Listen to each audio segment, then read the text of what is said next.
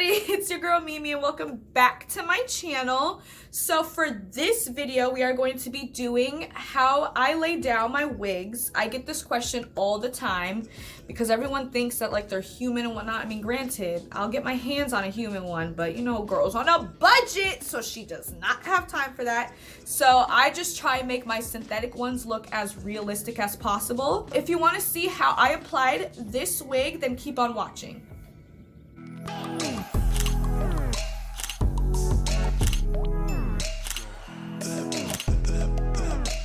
First thing that you have to do when you're trying to apply that wig, sis, okay, is you're going to either cornrow it or just braid it. I just have it already done already, and you want to put a wig cap on.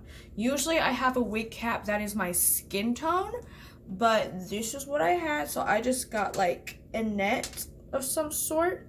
And you want to make sure it's really thin so that it's easy to put on. First thing I use is the Got To Be glued, the free spray. It's got 4 blasting hold. It literally is everything. I love this stuff, and it's really light too. So what you're gonna do first is just spray the perimeter, and then you're gonna air dry it for like a minute. And then after that, you'll put on another layer of that stuff. And now that that's kind of tacky, it should feel a little sticky, so you should just do that again. I like to do it at least 2 or 3 times because I tend to get sweaty, and the wig has to be secured all the time, you know what I'm saying? So I'm just gonna do that a couple more times. Before I go on to the next product, I also use Got To Be, but I only use the Got To Be styling spiking glue only whenever I'm wearing a wig temporarily for like 2 or 3 days, because right now I'm on a natural hair journey. If you want to see that, let me know in the comments below. I'm trying to go natural for the next year, so I'm not doing like sew-ins or anything like that, just wigs. Normally, if I was doing like a lace front like I'm doing right now, I would use like Ghost Bond. But since this is just for video and I'm not really going to be doing it for long term, I'm just going to use this. Because what I like about this is that once you get it wet with water or anything like that, it'll just come off. So it saves your edges. And you know we got to save our edges because some people put it all over their hairline.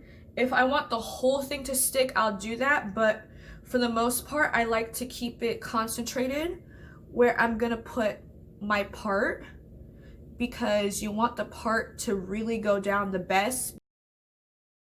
And you just let that get tacky for like the next 2 minutes or so. This will dry white, by the way. I mean, not white, but clear, so don't worry about that. So, the wig that we're gonna be using, she's my baby. I love her so much.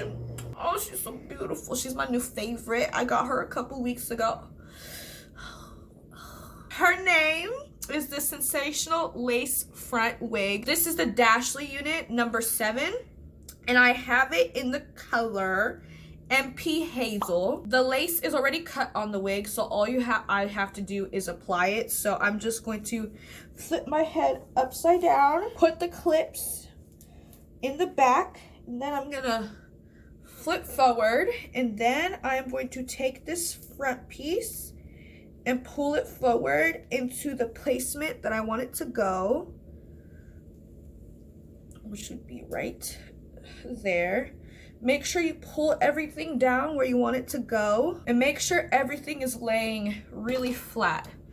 Normally, I'll take like a little small tooth comb and push everything down to make sure that it's really laying down. And if you have like excess glue or whatnot, that's totally okay. And make sure that whatever lace that's going to be shown or whatnot, you make sure that it's laying down so that your hairline is perfect.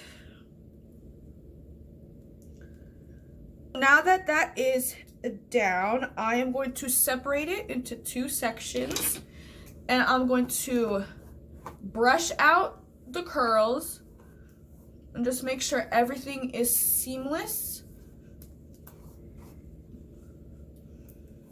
Once all that is done, I'm going to take a headscarf. I am going to put it right where I know the hairline is gonna go, and I'm just gonna secure it.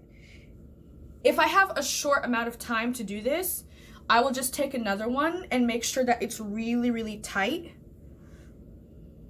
The longest that I would usually do this for, sometimes I'll do it overnight, but if I'm just in a hurry, you really only need like 10-15 minutes. So I'll be right back to show you the finished results.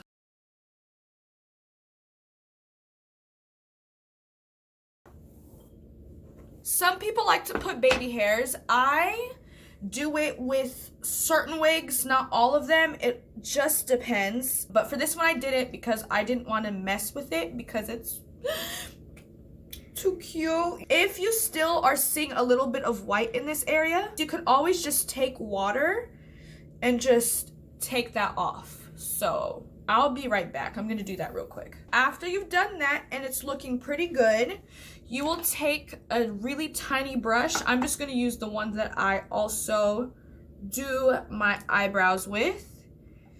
And you can use any kind of foundation. I prefer powder because I feel like it meshes better than liquid does. And you're just gonna put that in the part to make it match your skin tone. If you did your makeup first, you can always touch up the perimeter as well. And then brush out the hair and make sure it looks exactly how you want.